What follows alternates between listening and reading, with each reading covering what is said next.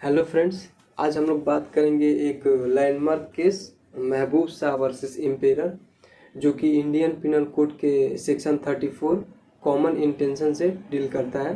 Basically इस case में same intention और कॉमन इंटेंशन को डिफ्रेंशिएट किया गया था। फैक्ट को देखते हैं। एक अलादत नाम का व्यक्ति था जो कि खंडाकेल का रेसिडेंट था। वो हमीदुल्ला और कुछ लोगों के साथ एक इंडस रिवर बैंक पे कुछ रीड्स कलेक्ट करने के लिए गया था। रीड्स मतलब कि एक तरह का प्लांट होता है जो कि पानी में या भीगी जगहों पे पाया जाता है। वो कलेक्ट करने के लिए गया था। जिस रिवर में वो गया था उस रिवर में मोहम्मद हुसैन शाह, जो कि फादर था वाली शाह का, ये वाली शाह कैरेक्टर फर्दर हमारे फैक्ट में आएगा। तो वो वहीं पे नहा रहा था। उसने अलाहाबाद को और उसके दोस्तों को मना किया रीड्स को कलेक्ट करने से, लेकिन वो लोग नहीं माने। उसके बाद भी उन लोगों ने रीड्स के जो प्लांट्स था उसका 16 बंडल कलेक्ट किया और वो लोग वापस जा रहे थे।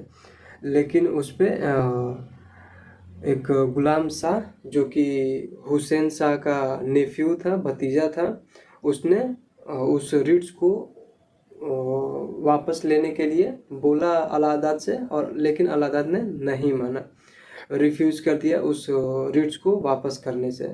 इस चीज़ को देखते हुए गुलाम शाह ने एक डंडे से हिट करने की कोशिश की अलाहाबाद को, लेकिन अलाहाबाद बच गया और वो जो हिट था वो मिस हो गया।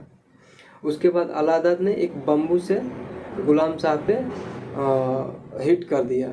गुलाम शाह ने चिल्लाया, आवाज़ लगाया हेल्प के लिए, जिसके बाद उस साउंड को सुनते हुए महबूब शाह और वाली शाह ने, जिसके बारे में हम लोगों ने पहले बात किया था, वो दोनों वापस दौड़ते हुए आए और उन लोगों के पास लोडेड गन भी थी। उसके बाद अलाहाबाद और उसके फ्रेंड्स भागने लगे थे, लेकिन उसी दौड़ते समय वाली शाह ने फायर कर दिया हमीदुल्ला पे। Hamidullah on the spot spontaneously मर गया। और महबूब शाह ने फायर कर दिया अलाहाबाद पे, जो कि एक सीवियर इंजरी से सफ़र कर रहा था, और लेटर ऑन अलाहाबाद भी मर गया। महबूब शाह अप्रीहेंड कर दिया गया था पुलिस द्वारा, लेकिन वाली शाह भाग गया था, एब्सकॉन्ड हो गया था।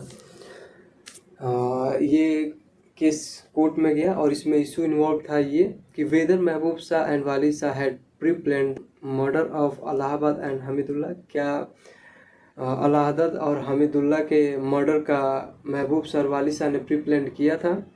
और दूसरा जो इशू था कि क्या सेम इंटेंशन और कॉमन इंटेंशन कोई सिमिलरिटी या डिफरेंस है या नहीं है।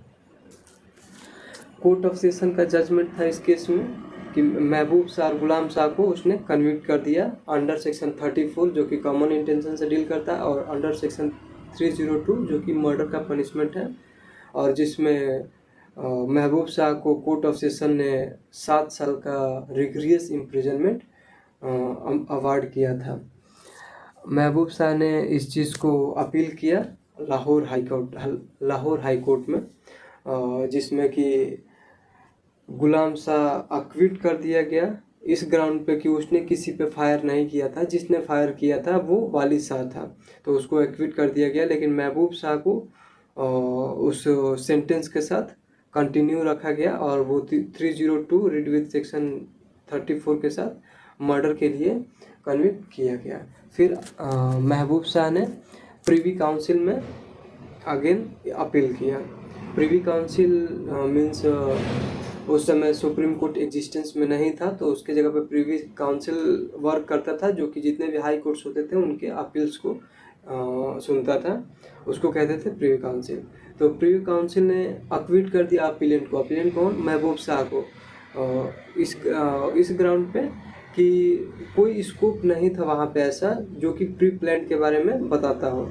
और वाली Shah since the fact of the case don't satisfy, मतलब कि जो भी फैक्ट के तथ्य हैं वो सेटिस्फाई नहीं करते हैं सेक्शन 34 के ग्राउंड्स को, और इसलिए ये सेक्शन अप्लाई नहीं होगा इस केस में।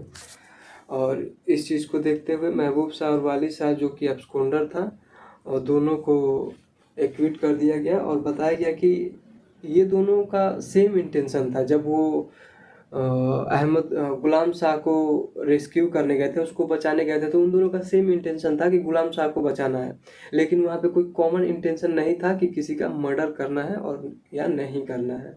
और इसलिए प्रीवी काउंसिल ने लाहौर हाई कोर्ट के जजमेंट को सेट असाइड कर दिया और दोनों को एक्विट कर दिया चार्जेस से। Thank you.